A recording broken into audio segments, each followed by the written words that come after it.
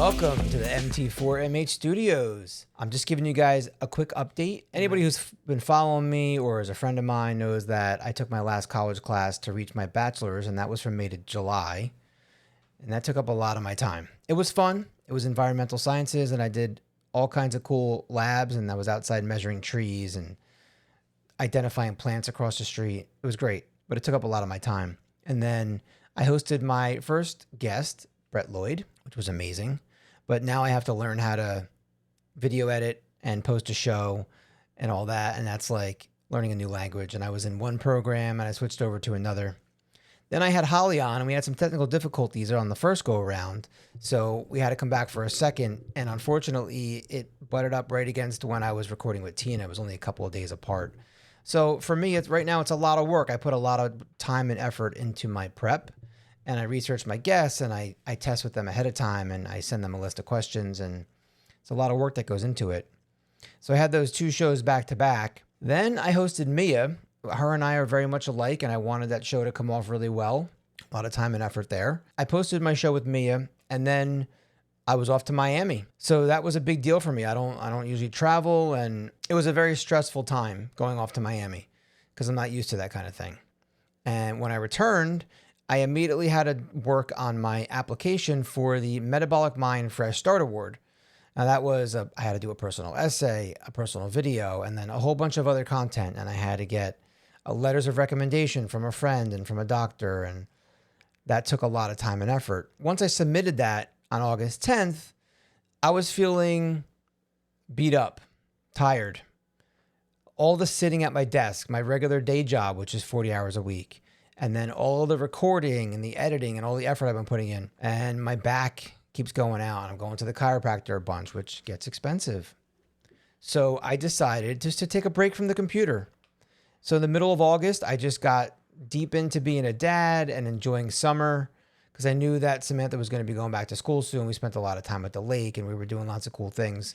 The last week of August was her birthday and we had vacation week and we did a lot of cool things, and we were at the beach and we were at amusement parks on rides and all that kind of, it was great. I loved it. Now we're September. Sam is back in school. I just did my second podcast appearance on the No Carb Life with Dave Mack.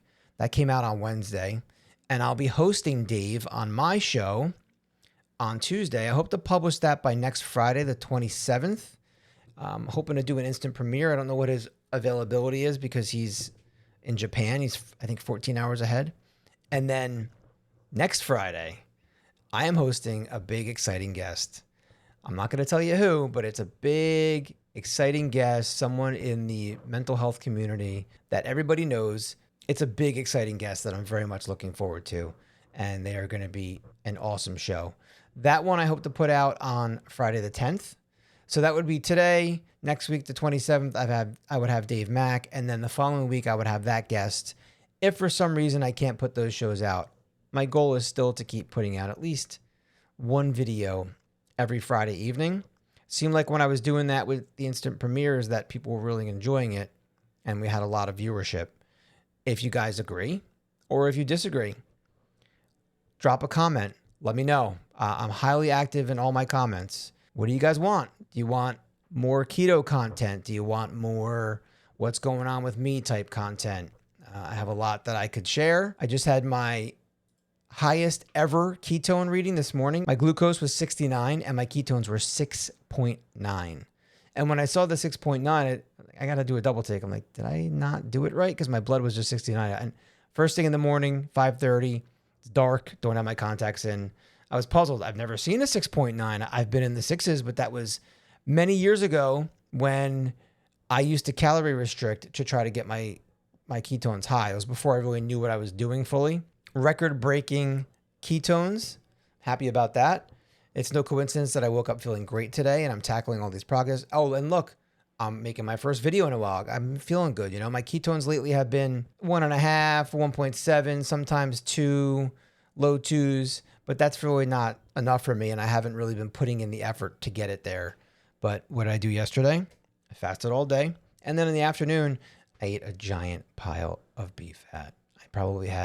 I didn't weigh it, but it was at least 1.5 pounds of beef fat in one sitting. Today I woke up feeling amazing and I'm not hungry and I have excellent energy. I'm tackling a project in the yard, and this is how I like to be. All right, I'm out of here. Adios.